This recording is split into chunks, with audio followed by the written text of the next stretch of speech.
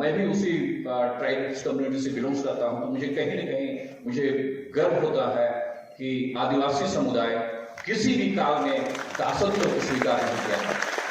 भारत गुलाम रहा, लेकिन आपको मैं बता दूं कि आदिवासी समुदाय कभी गुलामी को स्वीकार नहीं की, जमीन की लड़ाई को शुरू करता है कि हर किसी को अधिकार के बारे में जागरूक करना जरूरत है। बहुतों को नहीं पता है कि उसका अधिकार क्या है, बहुतों को नहीं पता है कि 5th शेड्यूल क्या है, 6th शेड्यूल क्या है, हमारे अधिकार क्या है। छोटा नागपुर टेनेंसी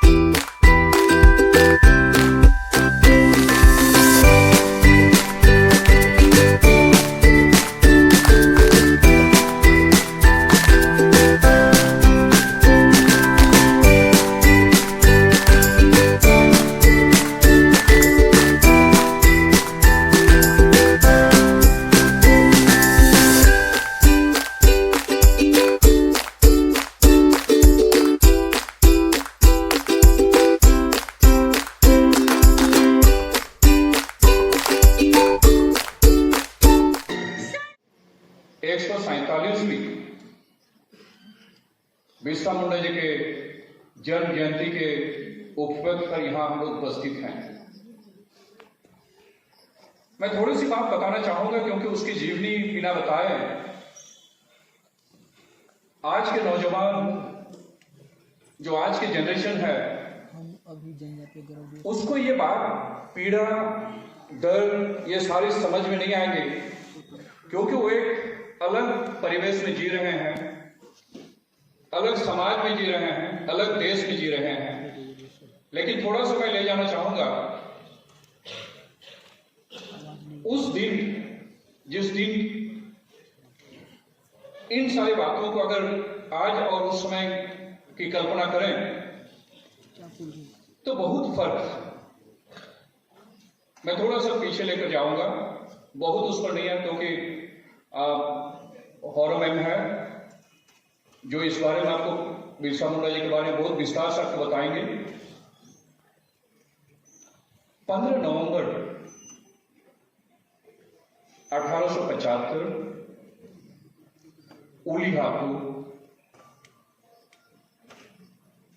सुगना और कार्मी के घर में एक किलकारी की आवाज आती है। दिन बृहस्पतिवार, वहां की मुंडर भाषा में बीर महा करते हैं और यही किलकारी की जैसे आवाज आती है। और जब ये बताया जाता है कि एक बालक ने जन्म लिया है और क्या नाम रखा जाए, तो तुरंत सबके जहन में एक आता है कि आज बीर महा है, तो इसका नाम बिरसा रखा जाए। और यहीं से बिरसा मुंडा की जर्नी शुरू होती है। बहुत छोटा सा जीवन, आप जितने लोग बैठे होंगे उसमें आधे लोग शायद उस आयु सीमा को पार कर रहे होंगे या उसके आसपास होंगे, लेकिन उसकी कीर्ति को बखान किए बिना आज का दिन ये अधूरा सा लगता है। ये जब अपने जीवन को शुरू करता है उस समय आप कह सकते हैं कि 1855 की हो, 1857 की हो, जो आग लगी थी उस समय, संथाल विद्रोह की बात करते हो, ये आग, या उसके बाद सरदार रिवोल्ट की बात करते हो, ये कहीं न कहीं धीरे धीरे उसकी आग जो है वो कम होती जा रही थी। और उसकी आग जैसे कम होने की बात हम करते हैं तो दूसरी तरफ आपको यह भी देखना पड़ेगा कि उतने ही चरम सीमा पर यहाँ के लोगों की दमन करने का जो है वो ऊपर उठा। ये इस तरह की बातें थी क्योंकि, लेकिन ये 1875 के बाद जब चरम सीमा को लांघ रही थी, वैसे में एक बालक का आना, और उस गांव में पता नहीं जिस दिन उसका जन्म होता है, ये कई ऐसे जो वहां के लोगों से कभी आप बात करेंगे तो आपको लगेगा कि लोगों के मन में ऐसा लगा कि ये कोई नया एक बच्चा जो है अवतरित हुआ है, जो हमें इस दमनकारियों से राहत दिलाएगा। अचानक लोगों के ये दिल में आता है कि ये हम लोगों के संरक्षक के रूप में आया है, और लोगों ने कहा कि ये अवतार है। ऐसा वहां के लोगों का ये मानना है, और ऐसे ही जर्नी शुरू होती है। लोग बताते चलते हैं कि बड़ा अच्छा बांसुरी बजाते थे। तो कभी कभी मुझे संदर्भ ये लगता है कि लोग कभी कभी ये भी जोड़ते हैं, कुछ ऑथर इसको भी कहते हैं कि जैसा कृष्ण का अवतार हुआ था यहाँ के जो पापियों का नाश करने के लिए, उसी तरह से झारखंड और आदिवासियों की जो दमनकारी नीति चल रही थी, उनको जो दमन करने का जो बातें हो रही थी, उस पर उस पीड़ा को हारने के लिए बिरसा मुंडा जी का अवतरण हुआ था। और वो बहुत अच्छा बांसुरी बजाते थे।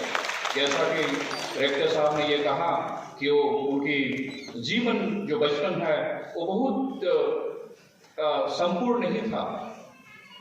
उनकी प्रारंभिक शिक्षा वही गांव के स्कूल में होती है, लेकिन उसके बाद मन में आगे बढ़ने की लालसा रहती है, और उसी में उनका परिवार पलायन करता है, और ये अपने जन्म स्थल को छोड़कर वो लोग चायोसा चले जाते हैं, जहां जर्मन मिशन की बात की गई है। मैं उस पर जिक्र नहीं करूंगा, लेकिन मैं सिर्फ इस बात को यहां आपको रखने का प्रयास करूंगा कि देखिए क्या था कि शिक्षा का अधिकार था ही नहीं। शिक्षा का अधिकार अगर आपको प्राप्त करना है तो फिर आपको पहले अपने धर्म त्यागने पड़ेंगे। इसी की तो लड़ाई आज तक लड़ी जा रही है।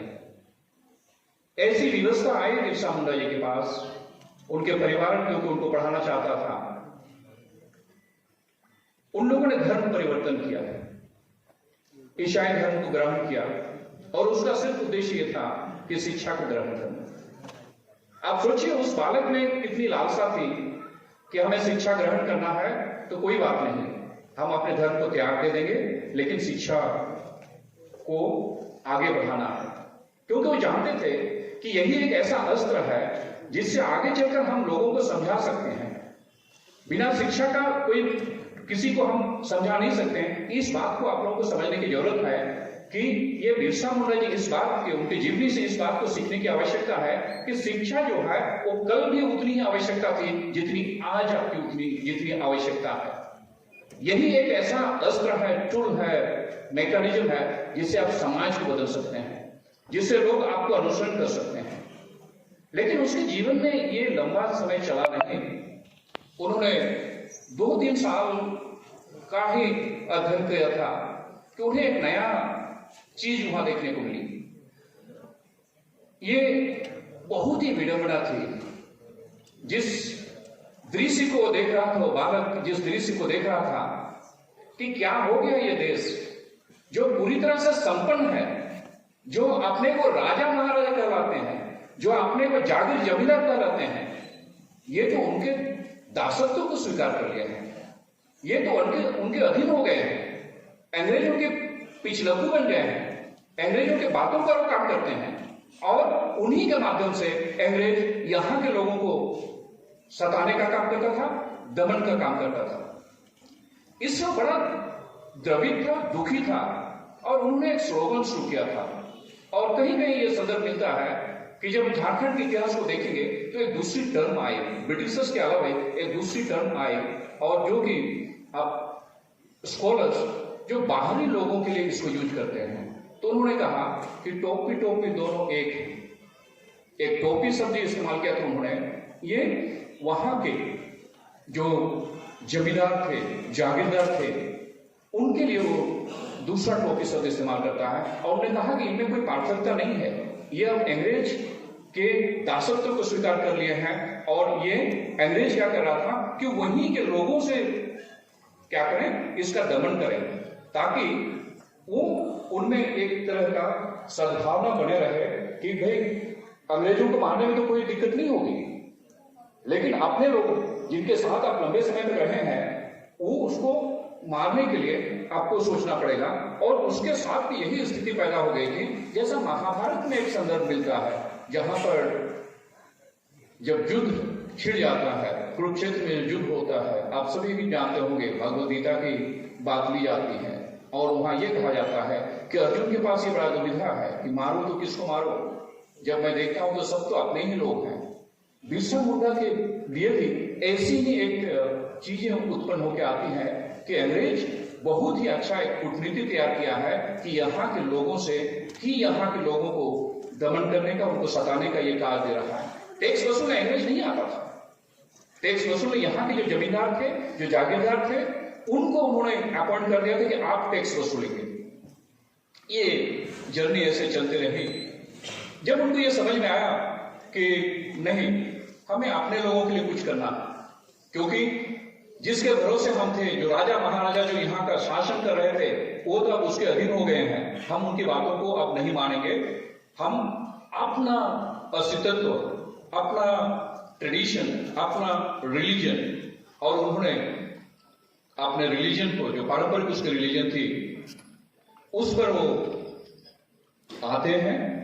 और इसी बीच मुझे यहां लगता है कि अगर मैं एक शब्द उसके लिए इस्तेमाल करूं कि बहुत ही इंग्लिश में अगर उस टर्म को देखेंगे तो डिप्लोमेसी, डिप्लोमेट आप कह सकते हैं, या कूटनीतिक आप कह सकते हैं, कि बहुत ही अच्छे कूटनीतिक थे। उन्होंने उस समय देखा कि लोग किस पर अधिक आकर्षित हो रहे हैं, तो देखा गया कि धर्म के पीछे लोग उस समय भागते थे, धर्म पर ही उसको, क्योंकि गॉड पर वो रिलाई करते थे। उन्होंने कहा कि गॉड जो है वो गॉड का मैन्यू अवतार है। कहीं न कहीं वो लगता है कि मिशनरी ने जब अपने 2-3 साल का समय बिताया था, तो वहां जो कंसेप्ट थी, उस कंसेप्ट को उन्होंने समझ लिया था कि हमें यहां से लेकर चलना है। ये मैंने किसी एविडेंस मेरे पास वो है नहीं, लेकिन एक संदर्भ ये भी मिलता है कि एक बार आसमान से बिजली गिरी और उससे मूर्छित हो गए थे। ये कथाकार कहते हैं कि बिरसा मुंडा अच्छे गोरे नारे थे, लेकिन ये जब बिजली गिरी थी, उसके बाद उसके शरीर का रंग सांवला हो गया था और जीवित हो गए। और जब जीवित हो गए तो उनको लगा कि मेरे लिए एक अपॉर्चुनिटी है, जिस बात को मन में सोच रहे थे कि हमें लोगों को एकत्रित करना है, आकर्षित करना है। तो उन्होंने कहा कि देखो, इस घटना के बाद मेरे शरीर में एक अद्भुत सी शक्ति आई है। और इसी बीच उन्होंने, जैसा हम लोग कविराज शब्द इस्तेमाल करते हैं, ओझा शब्द इस्तेमाल करते हैं, इन्होंने कुछ ऐसे मंत्र और जड़ी बूटी करना सीख गया था। उसी वक्त में अकाल आती है, उस अकाल में हैजा जैसे बीमारियां आती हैं, और इन्होंने उसको सेवा करना शुरू कर दिया। जब सेवा करना शुरू कर दिया तो इनकी जो जड़ी बूटी की जो ज्ञान थी, नॉलेज जो थी, उसको इस्तेमाल किया और उससे लोग अच्छे हुए। तो कहते थे लोग कि उनके एस्कोस मार्ग से लोग ठीक हो जाते थे। जब ऐसी कुछ घटनाएं घटने लगी और लोगों को लगा, तब हमारे जो अनाउंसर है, मास्टर ऑफ सेरेमनी है, उन्होंने कहा कि धरती आवा। लोगों को यहां से लगा कि नहीं, यही तो है, ये तो एक अवतरित है, ईश्वर का एक रूप है, यह धरती आवा है, हमें यही हमको संरक्षण प्रदान करेगा। ये घटनाएं ऐसी चलती हैं और इस घटना के साथ साथ वो क्या करते हैं, लोगों को एकत्र करने का काम करते हैं। और उनके जहन में ये बातें चल रही थी कि हमें कोई साथ नहीं देगा, क्योंकि जो दृश्य पनप कर आ गया था कि भारत पूरी तरह ब्रिटिशर्स के गुलाम हो चुके थे, हमारे राजा महाराजा उनके गुलाम दासत्व को स्वीकार कर लिए थे। लेकिन मैं आपको बता दूं, अब मैं भी उसी ट्राइब्स कम्युनिटी से बिलोंग करता हूं, तो मुझे कहीं न कहीं मुझे गर्व होता है कि आदिवासी समुदाय किसी भी काल में दासत्व को स्वीकार नहीं किया था। भले उन्होंने मंजूर किया कि मैं उस जगह को छोड़ दूं, इसीलिए ट्राइबल की लाइफ जो है वो हंटिंग लाइफ है। उन्होंने अपने इज्जत, मान, सम्मान कभी किसी के हवाले नहीं किया। उन्होंने जब भी उनको मौका मिला लड़ाई की है, लड़ाई हारी है, जीती है, वो एक अलग विषय रहा है, लेकिन कभी विरासतों को स्वीकार नहीं किया है। ये आदिवासी जनजाति का एक बड़ा विशाल है कि वो कभी गुलामी को स्वीकार नहीं की। भारत गुलाम रहा, लेकिन आपको मैं बता दूं कि आदिवासी समुदाय कभी गुलामी को स्वीकार नहीं की। ये जर्नी कहीं न कहीं इससे प्रेरित थे। जब 1857, 1855 ये सारी चीजें उनके जहन में आती है, तो एक बार फिर वो अपने लोगों के लिए जल, जंगल, जमीन की लड़ाई को शुरू करता है। उनका ये मानना था कि अगर ये नहीं रहेंगे तो हमारा अस्तित्व खत्म हो जाएगा। हमारा धर्म जुड़ा हुआ है उससे, हमारा धर्म जमीन से जुड़ा हुआ है और हमारा जीवन जो है जंगल से जुड़ा हुआ है। तो उनकी लड़ाई इसी में थी, अपने अस्तित्व को बचाए रखने के लिए। ट्रेडिशनल सेटअप काम कर रहा था उस समय। विल्किंसन रूल को आप जब पढ़ेंगे तो आप देखेंगे मानकी मुंडा व्यवस्था बहुत सुदृढ़ वो काम कर रहे थे और इसी के बल से उन्होंने लोगों को एकत्रित करने का प्रयास किया और लोगों को यह बताने का प्रयास किया कि आपका अस्तित्व तब तक बचा रहेगा जब तक आप इस जल, जंगल, जमीन को आप बचा पाएंगे। लेकिन 1882 एक ऐसा समय आता है जहां पर ब्रिटिश सरकार एक फॉरेस्ट अधिनियम लागू कर देती है। उस फॉरेस्ट नियम में यह प्रावधान बनाया जाता है कि आदिवासियों को जंगल का अधिकार जो था, जो अपने जीवन यापन के लिए इस्तेमाल करते थे, उससे वंचित किया गया। और यहीं से विद्रोह की बातें पनप कर आती है कि अब तो हमें ऐसे नहीं मिलेगा, हमें लड़ाई लड़ के लेनी पड़ेगी। और यहीं से उन्होंने उलगुलान को आगे बढ़ाता है। उलगुलान शब्द जो है वो आज भी जीवित है। उलगुलान कभी मरने वाला नहीं है। उलगुलान जब भी कोई किसी पर दमनकारी कोई भी आगे बढ़ेगा, किसी चीज को दमन करेगा, तो ये उलगुलान ही ऐसा एक शब्द है जो हमें बचा के रखा है और रखेगा। और उलगुलान से तात्पर्य है बिरसा मुंडा। उलगुलान से तात्पर्य है बिरसा मुंडा की जलाई गई मशाल। और कोई भी आदिवासी समुदाय के ओर अगर देखने का प्रयास करेगा तो हर नौजवान बिरसा मुंडा के रूप में खड़े होंगे और उलगुलान की आवाज को बुलंद करेंगे। यही एक जर्नी इनकी चलती है और धीरे धीरे एक युद्ध होता है जहां पर विजय भी होती है। जब विजय होती है तो उसके बाद ये लगभग 1895 की बात होती है। 95 में उसको अरेस्ट कर लिया जाता है, हजारीबाग जेल भेज दिए जाते हैं। 2 साल उसको वहां रखा जाता है, 2 साल के बाद उसको छोड़ दिया जाता है। 97 के बाद फिर वही स्थिति, क्योंकि स्थिति तो बदला नहीं था, फिर उन्होंने अपने मिशन को आगे बढ़ाया, अपने धर्म को आगे बढ़ाया, जल, जंगल, जमीन की लड़ाई को आगे बढ़ाने का प्रयास किया। और ये 90 की जब बात हम करते हैं, 19 की जब बात हम करते हैं, तो वहां पर ये एक ऐसा संदर्भ आता है जहां पर बिरसा मुंडा जी उग्र रूप को धारण करते हैं। और उस उग्र रूप को जब धारण करते हैं तो उसके साथ ही कई जगह से, पर्टिकुलरली खूंटी, रांची, यहाँ कई पुलिस स्टेशन में कई लोगों को लोग मार देते हैं। अंग्रेज के पास कोई अल्टरनेट नहीं रहता है कि अब अगर बिरसा मुंडा को नहीं रोका गया तो फिर हमारा जीना हराम कर देगा। तो वही फिर कूटनीति, अंग्रेज की कूटनीति एक अलग होती थी। उन्होंने अपने ही लोगों को लगा दिया कि ये पता लगाओ कि बिरसा कहाँ है। और ये संदर्भ मिलता है कि उस समय 500 रुपये उसको, जो भी आदमी उसके बारे में सूचना देगा, उसको 500 रुपये इनाम दिए जाएंगे। आज के समय में अगर आप वो देखेंगे तो 50 लाख से भी ऊपर होंगे। किसी भी आदमी के पास अगर उस समय इतना पैसा आएगा तो स्वाभाविक है कि वो बताएगा। और यही घटना घटती है और मुंडा जी के बारे में बताया जाता है। अंग्रेज उसको अरेस्ट करती है और रांची कारागार में उसको डाल दिया जाता है। अभी भी ऐसा है कि उनकी जो आवाज थी और वो आवाज को बुलंद करते रहे।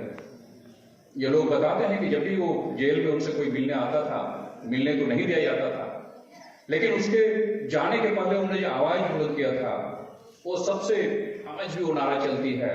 और कहीं ना कहीं लगता है कि जब भी ये शब्द आते हैं कि अब वो दिशम अब वो राज, इसका अर्थ यह होता है कि हमारा देश, हमारा राज्य, शासन व्यवस्था हमारी रहेगी। ये आवाज चलती आ रही है, ये रुकी नहीं हुआ। 9 जून एक ऐसा समय था, 9 जून 1900 को बिरसा शहीद हो गए, लेकिन शहीद होने के साथ उन्होंने अपनी आवाज को हम लोगों के लिए छोड़ दिया। और हम लोग की ये कर्तव्य बनता है कि उस गुलाम को कहाँ तक हम लोग ले जा सकते हैं। इसका ये रिफ्लेक्शंस में थोड़ा सा आगे करते हुए मैं अपनी बात को समाप्त करूंगा, क्योंकि 20 मिनट हो गए, मैं 2-4 मिनट ले लेता हूं। 20 मिनट का टाइम था मेरे पास, 2-3 मिनट समय लूंगा। इसका रिफ्लेक्शंस ऐसा नहीं है कि अंग्रेज बड़े हम लोग पर हमदर्दी हो गए। जो अधिकार उन्होंने छीना था बिरसा मुंडा जी के जाने के बाद, उनको लगा कि कई बिरसा जन्म लेंगे, क्योंकि जो उन्होंने बीज बो दिया है वो धीरे धीरे पनपेगा, आज नहीं तो 10 साल बाद पनपेगा, और हमारे लिए ऐसे ही डिसहार्मनी रहेगी। तो फिर हमको भारत में, क्योंकि दूसरे लोग आवाज उठाने लगेंगे, 19वीं जब हम 1900 की बात करते हैं तो दूसरे जगह भी ये आग लगने लगी थी कि अब हमें सौराष्ट्र अंग्रेज को भगाने की बात चल रही थी। तो उनको लगा कि हमें कुछ करना पड़ेगा, ताकि ये जो रिवोल्ट है, ये जो बिरसा मुंडा के द्वारा जो एक आग लगा दी गई है, उस आग को कैसे कम किया जाए। तो उन्होंने एक अधिनियम, जिसको हम लोग कहते हैं कि छोटा नागपुर तास्करी अधिनियम, छोटा नागपुर टेनेंसी एक्ट 1908 में पारित होता है। तो ये ऐसा हम लोगों को समझने की जरूरत है कि अंग्रेज हमारे बड़े हितैषी थे कि आदिवासियों की जमीन को संरक्षित करने के लिए उन्होंने यह अधिनियम बना दिया, क्योंकि उनके पास कोई विकल्प नहीं था, क्योंकि डिसहार्मनी इतनी हो गई थी कि अब और कहीं अधिक ये डिमांड बढ़ने लगे, पूरे देश में फैल जाए। तो फिर इसलिए उन्होंने एक ऐसा एक्ट लाया, और इसी एक्ट में यह अधिकार दे दिया गया कि आदिवासियों का जमीन जो है कोई बाहरी व्यक्ति इसको खरीद नहीं सकता है, ताकि उनकी अस्मिता जो जल जंगल जमीन की है ये बनाए रखा जा सके। कालांतर में हम लोग देखते हैं कि भारत आजाद होता है। आजादी के समय अगर मैं एक संदर्भ दो, आप कॉन्स्टिट्यूंट असेंबली डिबेट को जब आप पढ़ेंगे तो जयपाल सिंह मुंडा जी को एक बार कहा गया है, जवाहरलाल नेहरू कहे कि देखिए आप सबको जो यहाँ की जो परंपरा है उनसे सीखने की जरूरत है। आप उसको देखेंगे, बहुत अच्छा रिकॉर्ड किया। मैं सिर्फ एक संक्षिप्त थोड़ा सा बता रहा हूँ कि जयपाल सिंह मुंडा कहते हैं कि आदिवासियों को परंपरा, कल्चर, ट्रेडिशन, रिलीजन ये सिखाने की जरूरत नहीं है, हम वेल एस्टेब्लिश्ड हैं। और आज भी आप अगर देखेंगे, मानकी मुंडा हो या संथाली में माझी परगना परंपरा हो, आज भी उतनी ही सुदृढ़ है और अपने समुदाय को सुरक्षित करने में सक्षम है। ये धीरे धीरे बातें चल रही हैं। रिलीजन की जब बात उठी तो हम लोग अभी देख रहे हैं कि ये और आगे बढ़ रहा है। संविधान में कुछ अधिकार हम लोगों को दिए गए, उन संविधान में समानता की बात की गई है, और साथ ही साथ जब आप देखेंगे तो कई ऐसे प्रयास किए गए स्वतंत्रता भारत में कि आपके जीवन स्तर को आगे बढ़ाया जा सके, मेन स्ट्रीम में लाया जा सके। लेकिन लॉ स्कॉलर होने के नाते मैं हमेशा, पता नहीं हम लोग को थोड़ा सा एक उल्टा चीज लगता है कि कई ऐसे विधियां बनी है, वो एट्रोसिटीज एक्ट हो या फिर पेशा कानून हो या फिर 5th या 6th शेड्यूल की बात हो, कभी कभी लगता है कि these are laws in paper, laws in not in action. हमें एक्शन में लाने की जरूरत है, और एक्शन में लाने के लिए हम लोग को लगता है कि हर किसी को अधिकार के बारे में जागरूक करना जरूरत है। बहुतों को नहीं पता है कि उसका अधिकार क्या है, बहुतों को नहीं पता है कि 5th शेड्यूल क्या है, 6th शेड्यूल क्या है, हमारे अधिकार क्या है, छोटा नागपुर टेनेंसी एक्ट में क्या दिया हुआ है, संथाल परगना टेनेंसी एक्ट 1949 में क्या व्यवस्था किए गए हैं, उनकी जमीन कैसे संरक्षित की जाए, इन सारी चीजों को जागरूकता की जरूरत है। साथ ही साथ मेरे आने वाले जो जनरेशन है, आपको बता दूं कि इन सारे महानायकों की बहुत ही छोटी छोटी, कहीं पर एक एक पैरा लिखा गया है। हमारा फर्ज बनता है कि आप इस क्षेत्र में काम करेंगे और इनके कंट्रीब्यूशंस को बड़े बड़े किताबों के रूप में परिणत करेंगे। इसके लिए आपको काफी संघर्ष की जरूरत होगी, काफी रिसर्च करने की जरूरत होगी, आपको कई ऐसे एविडेंसेस मिलेंगे, लेकिन उसमें समय देने की जरूरत है। मैं पुनः आप सबों का बहुत बहुत आभार व्यक्त करता हूं कि आप लोगों ने मुझे बोलने का मौका दिया। ये टीचर की समस्या है कि वो जब एक बार बोलने का मौका दे दिया जाता है तो छोड़ना नहीं चाहता है, क्योंकि एक घंटा पढ़ाने की आदत है। मैं आप लोगों का बहुत बहुत शुक्रगुजार हूँ कि आप लोगों ने मुझे बोलने का मौका दिया। मैं आयोजक समिति का मैं बड़ा शुक्रगुजार हूँ कि उन्होंने मुझे इस मौके पर अपने विचार उद्गार करने का मौका दिया। मैं पुनः आप लोगों को इस जनजातीय गौरव दिवस की ढेर सारी शुभकामनाएं देता हूँ। साथ ही साथ मैं झारखंडी हूँ, इसलिए आप लोगों को झारखंड दिवस की ढेर सारी शुभकामनाएं देता हूँ। जय झारखंड, जोहार, जय भारत।